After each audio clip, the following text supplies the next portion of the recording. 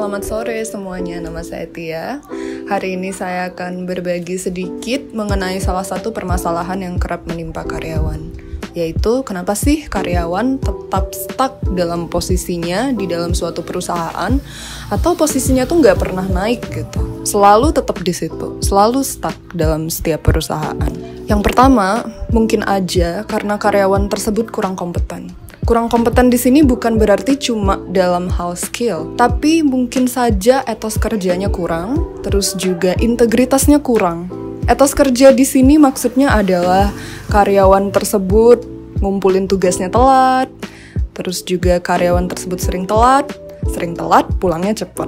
Terus juga bisa jadi karyawan tersebut kerap tidak mematuhi aturan perusahaan. Seperti misalnya perusahaannya menganjurkan karyawan untuk tidak bermain HP saat jam kerja, tapi ternyata karyawan tersebut curi-curi kesempatan saat kerja untuk bermain HP. Itu bisa jadi mempengaruhi bagaimana atasan melihat potensi karyawan tersebut. Alasan kedua mungkin saja karena karyawan tersebut terlalu awal. Baru pemula, baru masuk gitu dalam suatu perusahaan, sehingga atasan ingin melihat perkembangannya terlebih dahulu untuk bisa naik posisi atau bahkan tetap di posisi tersebut. Alasan ketiga, mungkin saja karena karyawan tidak meminta promosi jabatan kepada atasannya. Jangan berpikir ketika kita kompeten, hadir tepat waktu, integritas tinggi, dan etos kerja tinggi, atasan akan selalu melihat tersebut. Belum tentu hal tersebut terjadi. Atasan kan memiliki banyak pekerjaan, memiliki banyak bidang fokus, sehingga mungkin saja hal tersebut luput. Sehingga ada baiknya jika teman-teman atau Anda sekalian merasa bahwa saat ini kompetensi saya sudah mencukupi.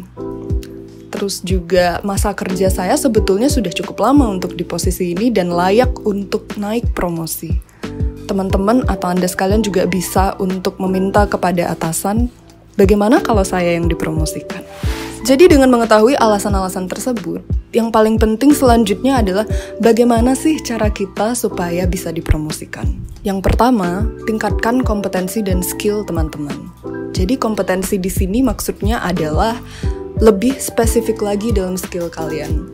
Jadi yang bisa desain, tingkatkan desain kalian. Yang bisa copywriter, tingkatkan kemampuan copywriter kalian. Lalu jangan lupa untuk meningkatkan integritas, etos kerja, dan soft skill lainnya yang dibutuhkan. Yang kedua adalah selalu kelilingi kalian dan pekerjaan kalian dengan energi yang positif. Lingkungan dan pekerjaan dari orang lain serta energi dari orang lain bisa sangat berpengaruh terhadap diri kalian. Jadi selalu kelilingi diri kalian dengan energi yang positif, supaya kalian bisa jadi lebih produktif.